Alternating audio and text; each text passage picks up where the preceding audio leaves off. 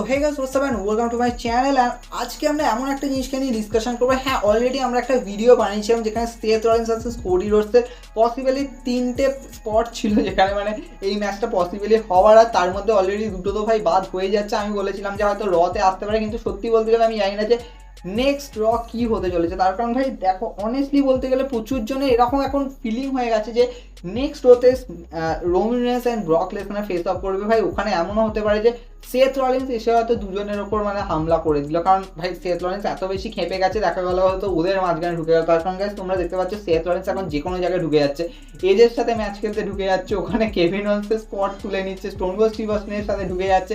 তো কিচ্ছু বলার নেই ভাই, এটাও হতে পারে হয়তো Seth Rollins plus Roman Reigns Brock লেসনারের মাঝখানে ঢুকে গেল। তো যথেষ্ট বেশি আমার আজব লাগবে, কারণ এটা মানে এখন ভাই সেথ রলিন্সের কোনো কাজই নেই, কারণ সেথ রলিন্সকে মানে কি বলবো এখন এত বেশি ডিসঅ্যাপয়েন্টমেন্ট বা এরকম করে রেখে দিয়েছে। তো কিচ্ছু বল ইভেন গাইস ভিন্স ম্যাকম্যান আমার মনে হয় পুরো ডাব্লিউডব্লিউ ক্রিয়েটিভ টিম এটা সেট করে দিয়েছে ভাই কোডি রোডসকে কোনো জায়গায় আনবে না। না তো ভাই দেখো স্ট্যান্ডার্ড ডেলিভার আমি ছেড়েই দিলাম, কারণ এখন আর এনএক্সটির কোনো চান্স নেই, কারণ অলরেডি ভাই ওমেন্স জাস্টিস ক্লাসিক তো জিতেই গেছে আইও শেরি অ্যান্ড ক্যালিরে, তো ওটা তো আমি ছেড়েই দিলাম। কিন্তু পসিবলি গাইস এখন রতে আমার মনে হয় না যে কোডি রোডসের ওরকমভাবে আসার কোনো চান্স আছে। ইভেন আমার মনে হচ্ছে যেন ওই রকম কিছু একটা সিন হয়তো করতে পারে, মানে হঠাৎ করে হয়তো কেউ ফোন করে বললো, মানে একটা সময় সে তখন হতো না সেই ওই কি বলবো ব্যাক সাইড থেকে কেউ হয়তো একটা আসতো, হ্যাঁ রেট্রিবিউশনের ওই পার্টটা ছিল না, বাট হ্যাঁ ওরকম কিছু আসতো না, বলতো যে তুমি একটা কোনো অপোনেন্ট পেয়ে গেছো, এরকম পেছন থেকে হয়তো কিরকম একটা ভারী গলায় বললো, আর সেথ রলিন্স হয়তো ওটা শুনে হয়তো শক হয়ে গেল। তো এরকম কিন্তু পসিবলি হতেই পারে, কিন্তু হ্যাঁ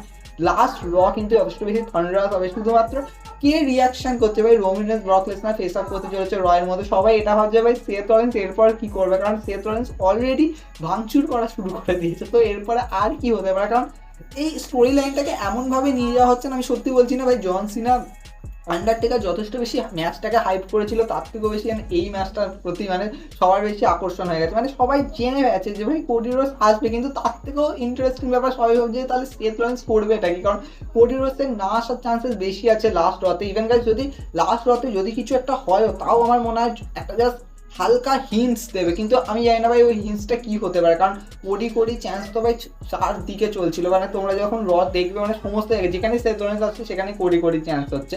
তো অনেস্টলি আমার মনে হয় যে এখানে মানে ডাব্লিউডব্লিউ কিছু না কিছু তো একটা মানে প্ল্যান তো ভাববেই, মানে কিছুভাবে সেথ রলিন্সকে শান্ত করা, মানে ওই স্টোরি লাইনটাকে মানে নিয়ে যাওয়া। তো কিন্তু অনেস্টলি বলতে গেলে এখন ডাব্লিউডব্লিউর মধ্যে মানে এখন এমন একটা ব্যাপার হয়ে গেছে ভাই কোডি রোডসকে হোয়াট নেক্সট, মানে কোডি রোডস রাসেলমেনিয়া আসার পরে সেথ রলিন্সের সাথে ফাইট করার পরে হোয়াট নেক্সট, মানে নেক্সট কি হতে চলেছে। বাট গাইস এটা শুনে খুব শখ হবে যে গাইস অ্যাকর্ডিং রিপোর্ট অ্যাকর্ডিং রুমার্সে যেটা আসছে সেটা হচ্ছে ভাই আমি ফার্স্টে ভেবেছিলাম বোধহয় যে রোমান রেন্স ভার্সেস ব্রক লেসনারের ম্যাচ যে জিতবে, কারণ পসিবলি আমিও অনেস্টলি এটাই ভেবেছিলাম যে মানে normally guys according betting odds আর বেটিং অর্সে গাইস প্রচুর অন্তর মানে ডিফারেন্স হয়ে গেছে গাইস রোমান রেন্স আর ব্রক লেসনারের মধ্যে। আর guys Roman Reigns clear favourite আছে, আর সেক্ষেত্রে বলা যেতেই পারে যে রোমান রেন্স যদি মানে as a universal championship and WW চ্যাম্পিয়নশিপকে নিয়ে যদি বের হয়, তাহলে পসিবলি ফার্স্ট চ্যালেঞ্জার একজনই হবে। দেখো অ্যাকর্ডিং আমার নিজের পার্সোনালিটি অ্যান্ড গাইস স্ম্যাকডাউনে অলরেডি একটা ম্যাচ সেট হয়ে গেছে, ওটা বোধহয় May 6 এরকম কিছু একটা ডেটে, সেটা হচ্ছে ড্রিউ ম্যাকিন্টায়ার ভার্সেস রোমান রেন্স। আর সত্যি বলতে গেলে ড্রিউ ম্যাকিন্টায়ার আফটার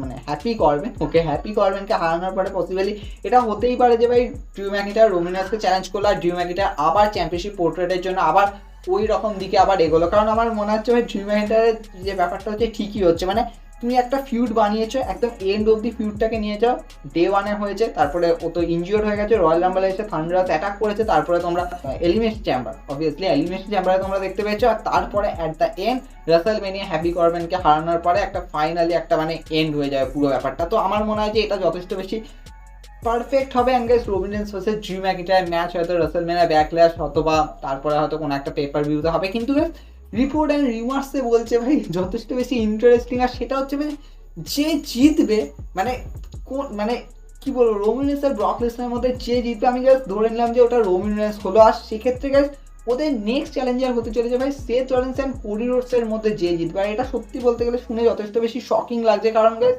সেথ রলিন্স আর কোডি রোডস পসিবলি তো ভাই রয়ের সুপারস্টার, কারণ সেথ রলিন্স তো অবভিয়াসলি আর কোডি রোডসেরকেও গাইস রতেই নিয়ে আসা হবে। আর এটা তার মানে হচ্ছে ভাই রয়ের কোনো সুপারস্টার তো ফেস করবে। ইভেন গাইস তোমরা বলবে যে হ্যাঁ এটা তো অসুবিধার কি আছে, তার কারণ গাইস তোমরা সবাই জানো যে বেকিদির যখন উইনার টেক্স অল জিতেছিল তারপরে মানি ইন দ্য ব্যাংক না, হ্যাঁ পসিবল, হ্যাঁ ওটা মানি ইন দ্য ব্যাংকই ছিল।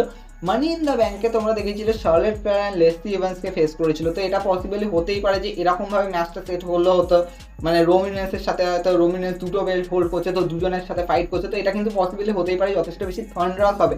তো আমারও মনে হচ্ছে ভাই এরকমভাবে ক্রিয়েট করার যথেষ্ট বেশি চান্সেস আছে। বাট তুমি ভাবো মানে সত্যি বলতে গেলে আমি অ্যাকর্ডিং বেটিং অর্স, এখন ভাই বেটিং অর্সকে মানতেই হচ্ছে। আর এখন গাইজ যেরকমভাবে এগোচ্ছে তাদের রোমিনেন্স পসিবলি বলবো না, একদম it's a spoiler, it's a everything guaranteed যে রোমিনেন্স বেরোবে দুটো বেল্টকে নিয়ে। আর তারপরে যেটা হবে সেটা হচ্ছে ভাই হতে পারে হয়তো কোডি রোডস হয়তো ফেস অফ করলো। দেখো আমাদের পসিবলি যেটা কি বলবো মানে যেটা প্রেডিকশন আছে সেটা হচ্ছে যে ডুয়েন জনসন গাইজ রক বেরিয়ে আসবে, আর রক রোমিনেন্সের সামনাসামনি দাঁড়াবে। মানে কি বলবো নাইট টুর মেন ইভেন্ট এটাই পসিবলি গ্রেটেস্ট হবে যে রক হয়তো রোমিনেন্সের সামনাসামনি দাঁড়াবে আর এখান দিয়ে রাসেলমেনিয়া 39 ম্যাচকে টিজ করবে। কিন্তু আমি এখনো পর্যন্ত বুঝতে পারছি না যে ভাই যদি কোডি রোডস আর সেথ রলিন্সের মানে এরকম যদি মানে ফিউডটা হলো, এখন দেখা গেল হয়তো কোডি রোডস জিতে গেল, সেথ রলিন্সকে হারিয়ে দিল। কারণ কি তোমরা ম্যাক্সিমাম দেখে থাকছো যে এখন রিসেন্টলি সেথ রলিন্স যখন ফেস টার্নে ছিল তখন যথেষ্ট বেশি ম্যাক্সিমামই উইন ছিল না ভাই। যেমন তোমরা দেখেছি ইন্টারন্যাশনাল চ্যাম্পিয়নশিপ জেতা থেকে শুরু করে তারপর ব্রক লেসনারকে হারানো, ট্রিপল এইচকে হারানো, হ্যাঁ ওখানে রেঞ্জি অর্টনের কাছে হেরে গেছিলো, তারপর ক্যাশ ইন করেছিল রাসেলমেনিয়া 30, সেটা আলাদা ব্যাপার, তখন ওটা হিল সুপারস্টারই ছিল দ্য আর্কিটেক্ট। কিন্তু গাইস এখন দেখতে পাচ্ছ যেমন কেভিন ওনস হারিয়ে দিয়েছিল রাসেলমেনিয়া, সিজারও হারিয়ে দিয়েছে রাসেলমেনিয়া, তো পসিবলি গাইস কোডি রোডসেরও হারানো যথেষ্ট বেশি চান্সেস আছে। এরপরে হয়তো সেথ রলিন্স হয়তো আবার বোম ভলা টাইপের হয়ে যাবে, কিন্তু কোডি রোডসকে কিন্তু একটা হিউজ শুরু দেবে। আর তুমি ভাবছো মানে এখানে কি কোনো ইম্পসিবল থিং আছে, মানে আনএক্সপেক্টেড থিং আছে যে কোডি রোডস হেরে যাবে সেথ রলিন্সের কাছে? গাইস আমার তো মনে হয় না। তার কারণ হচ্ছে যে কোডি রোডস মানে একটা হিউজ শকিং রাসেলমেনিয়া রিটার্ন করছে আর তারপরে সেথ রলিন্সের কাছে হেরে যাবে, তো এটা তো ইম্পসিবল। তাই জন্য আমার মনে হচ্ছে ভাই সেথ রলিন্সকে স্বাভাবিক ব্যাপার হারাবে। কিন্তু সেথ রলিন্সকে হারানোর পরে যদি মানে এই রিপোর্টটা যদি সত্যি হয় যে মানে চ্যাম্পিয়নশিপের পোর্ট্রেটে কাটলো আর কোনো একটা চ্যাম্পিয়নশিপকে মানে চ্যাম্পিয়নকে ফেস করলো অ্যাজ এ চ্যালেঞ্জ করলো, তো সেটা যথেষ্ট বেশি থান্ডারাস হতে চলেছে। ইভেন আমার তো মনে হচ্ছে ভাই তোমরা ভাবো মানে কোডি রোডস ভার্সেস রোমিনেন্স বা Cody Rhodes versus Brock Lesnar একটা আলাদাই ফ্লেভার দেবে। ইভেন গাইস আমার মনে হচ্ছে ভাই রোমিনেন্স আর ব্রক লেসনার কি রাইভালরি কি চেঞ্জ হয়ে যাবে, মানে এন্ড হয়ে যাবে, আমার এটা মনে হচ্ছে বলে তো মনে হচ্ছে না। তার কারণ হচ্ছে রোমিনেন্স ভার্সেস ব্রক লেসনার হয়তো চ্যাপ্টার হয়তো এখানে ক্লোজ হয়ে যাবে, কিন্তু পসিবলি গাইস ব্রক লেসনারকে ডাব্লিউডাব্লিউই আমার মনে হয় না যে এত তাড়াতাড়ি রিলিজ করে দেবে। বা আমি রিলিজ মানে আমি এটা বলতে চাইছি না যে বের করে দেবে, আমি জাস্ট বলছি যে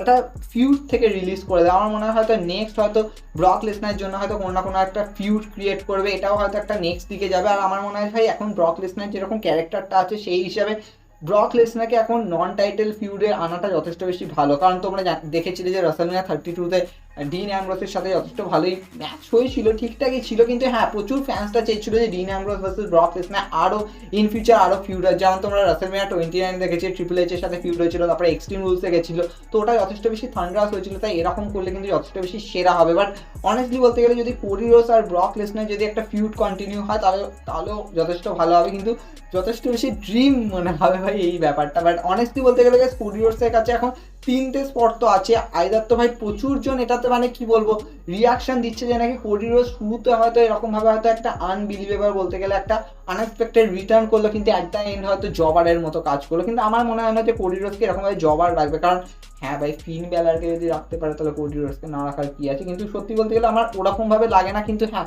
যদি তোমরা মিড কার্ড হিসাবে ভাবো তাহলে ভাই মিড কার্ডের মধ্যে তো ভাই অ্যাজ এ ইন্টারকন্টিনেন্টাল চ্যাম্পিয়নশিপ বা ইউনাইটেড স্টেট চ্যাম্পিয়নশিপ এখন রতে আছে, তো ইউনাইটেড স্টেট চ্যাম্পিয়নশিপ তো ওই দিকে হয়তো যেতে পারে। কিন্তু অনেস্টলি বলতে তো সেথ রলিন্সকে হারানোর পরে তুমি এরকম দিকে নিয়ে যাচ্ছ আমি জানি না ভাই। হ্যাঁ এখন সিজারও গেছে তো সেটা আলাদা ব্যাপার, কিন্তু সিজারও তো আলাদাই ব্যাপার ভাই। আমি সিজারের সাথে কম্প্যারিজন কারোর করবো না, কিন্তু কেভিন ওনসের সাথে তুমি বলতেই পারো ভাই কেভিন ওনস প্রত্যেকবারই কিছু না কিছু ট্রাই করে গেছে। তো এখন যদি কোডি রোডসকে যদি এরকম বুকিং দেয় যথেষ্ট বেশি থান্ডারাস হবে। অ্যাট দ্য এন্ড আমি বলবো যদি তুমি মেন ইভেন্টের কথা বলো তাহলে ভাই কোডি রোডস ভাই যা কিছু করতে পারে, কারণ গাইস AEWর মধ্যে যেরকম স্পট এখন পেয়েছে, তারপরে ভাই ডাব্লিউডাব্লিউ যদি তাকে মেইন ইভেন্টারে না বানায় মানে মেইন ইভেন্টে যদি না রাখে তাহলে কিচ্ছু বলার নেই। মানে ডাব্লিউডাব্লিউ কেন রাখবে না সেটাই আমি জানি না। আর তোমরা ভাবতে পারছো ভাই এখানে ইনার মানে ভেতর কি চলছে, মানে কোডি রোডস শিওর এখানে প্রচুর টাকা তো নিয়েছে মানে হ্যাঁ প্রচুর কমেন্টে প্রচুর জন মানে প্রচুর টুইটারে রিয়াকশন করছে ভাই বেঁচে গেল, মানে কি বলবো মানে বিগ গা যাকে বলতে গেলে। কিন্তু হ্যাঁ সত্যি বলতে গেলে না হওয়ার কি আছে ভাই, ওখানে CM পাঙ্ক AEWতে এসছে, টনি খানের থেকে ভালো মোটা টাকা নিয়েছে, তো কোডি রোডস কেন ডাব্লিউডাব্লিউ থেকে নেবে না ভাই? যে সুপারস্টারকে তোমরা বের করে দিয়েছো তাকে তোমরা নিয়ে আসছো, তাও আবার রাসেলমেনিয়া বড় রিটার্নের জন্য, তো স্বাভাবিক ব্যাপার সে তো ডিমান্ড করবে একটা মোটা টাকা, সেটা সে পেয়েছে আর তার জন্যই তো সে আসছে। আর এরকমভাবে এত বেশি হাইপ ক্রিয়েট করছে, তো সত্যি বলতে গেলে ভাই আমার মনে হয় ভাই এই ম্যাচটা হতে পারে হয়তো নাইট 1-এ হলো, তার কারণ ভাই নাইট 2 অলরেডি গ্রেটেস্ট ম্যাচ বলে কথা ভাই, ব্রক লেসনার রোমান রেন্স, তাই এটা পসিবিলি যদি নাইট 1-এ হয় যথেষ্ট বেশি থান্ডারাস হবে। হ্যাঁ অনেকে বলছে যে অ্যাকর্ডিং রুমার্স আসছে যে নাইট 1-এ হয়তো স্টোন কোল্ড স্টিভ অস্টিন আর কেভিন অনসের ওই টক শোটা হয়তো মেইন ইভেন্টে থাকলো, কিন্তু হ্যাঁ আমি বলবো যে মেইন ইভেন্টে এই শোটা রাখাটা যথেষ্ট ভালো, তার কারণ হচ্ছে স্টোন গোল্ড তো শুধুমাত্র স্টানার দিয়ে শেষ হবে না, হতে পারে হয়তো প্রচুর সুপারস্টাররা এসে ঘিরে ধরলো, মানে স্টোন গোল্ড আর কেভিন অনসের মধ্যে এমন ফিউড চলে, এমন মারামারি ব্রাউল চলো, তো হতে পারে সবাই হয়তো চলে এলো। কিন্তু হ্যাঁ সেথ রলিন্স আর কোডি রোডসের ম্যাচটা যদি ওরকমভাবে বুকিং করে যথেষ্ট ভালো হবে। দেখো আমি অনেস্টলি বলছি, আমার মনে হয় সবাই এটা মানবে যে আন্ডারটেকার আর জন সিনার বুকিং যথেষ্ট বেশি বেকার ছিল, মানে এই ম্যাচটাকে ক্রিয়েট তাও ভালো হয়েছিল, ম্যাচটা সাডেনলি ক্রিয়েট হয়ে গেছিলো, সাডেনলি হয়েও ছিল, কিন্তু হ্যাঁ ম্যাচটার মধ্যে জন সিনাকে আরও বেশি একটুখানি ম্যাচ মানে খেলাটা উচিত ছিল, মানে অ্যাটলিস্ট তুমি যে জন সিনা মানে প্রচুর জনকে এফ দেয় সেখানে আন্ডারটেকারের কাছে এরকমভাবে হেরে গেছে, মানে এরকমভাবে ভাই ব্রক লেসনারের কাছে হারেনি, মানে ব্রক লেসনারের কাছে প্রচুর F5 খেয়েছিল, কিন্তু এরকমভাবে এত তাড়াতাড়ি তাড়াতাড়িতে তার মধ্যে আবার বচ বুট বিগ বুট খেয়েছে, তো কিচ্ছু বলার নেই। বাট অনেস্টলি বলতে গেলে এই ম্যাচটা তো সেরা তো হবে, আর হ্যাঁ কোডি রোজকে কিছু না কিছু থান্ডারার দিকে তো নিয়ে যাবে, কিন্তু অনেস্টলি গেস তোমরা ভাবো যে কোডি রোজ হচ্ছে রোমিনেস বা কোডি রোজ হচ্ছে ব্রক লেসনার, এখানকার কোডি রোজের সাথে যদি ব্রক লেসনার ফিউড বানায় তার মানে কিন্তু যথেষ্ট ভালো হবে, আমার মনে হয় ভাই এটা করাটা যথেষ্ট বেশি দরকার। তোমাদের কি রিয়াকশন তোমরা জানাতেই পারো, বাট হ্যাঁ অনেস্টলি ভাই কোডি রোজকে দেখতে তো সবাই চায়, আর ভাই নেক্সট র কি হতে চলেছে ভাই, সেথ রলিন্স কি করবে সেটা আরো বেশি দেখার বিষয়।